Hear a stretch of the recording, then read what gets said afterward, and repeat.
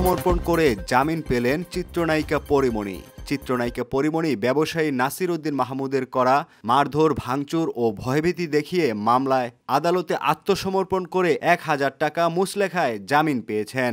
সোমবার ঢাকার senior judicial magistrate Mohammad জুনায়েদের আদালত এই জামিন মঞ্জুর করেন।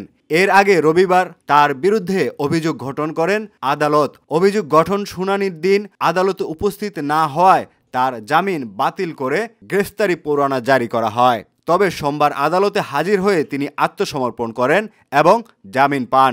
২০২১ সালের ৬ জুলাই ব্যবসায়ী নাসির উদ্দিন মাহমুদ পরীমণি সহ আরও ২ জনের বিরুদ্ধে মামলা করেন।